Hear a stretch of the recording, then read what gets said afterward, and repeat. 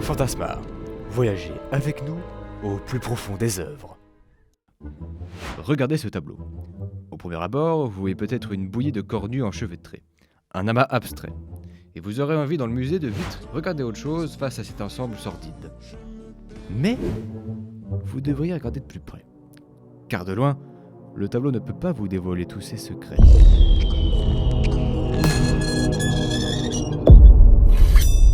Intriguant, n'est-ce pas ?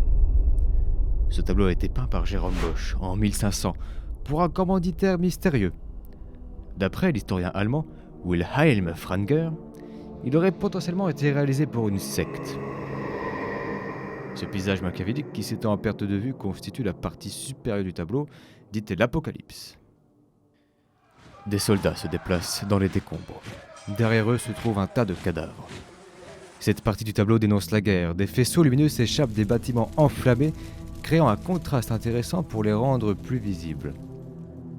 L'enfer est souvent représenté par les flammes rougeoyantes, tandis qu'ici, dans cette partie centrale du tableau intitulée « Les tortures physiques », il est illustré par des couleurs froides.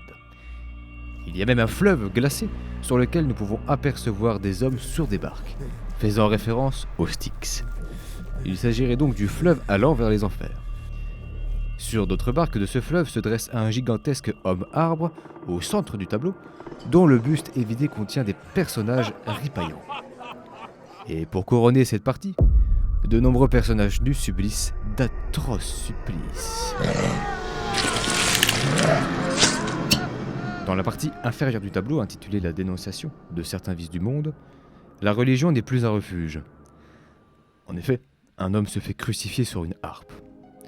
Les instruments deviennent par la même occasion des objets de torture. Un homme se fait broyer dans le mécanisme d'une vieille roue. Un autre se fait sodomiser par une cornemuse. La musique devient un symbole de perversion et de décadence. Et il n'y a rien qu'on puisse faire. Des êtres hybrides pratiquent aussi des tortures sur les humains. Regardez par exemple cet homme bleu, à la tête d'oiseau, qui est en train de dévorer un humain, tout en déféquant d'autres dans une fosse. Il y a aussi une nonne, avec une tête de serpent, en train de tatouer une partition de musique avec sa langue, et enfin ce lapin debout, en train de suspendre un homme troué.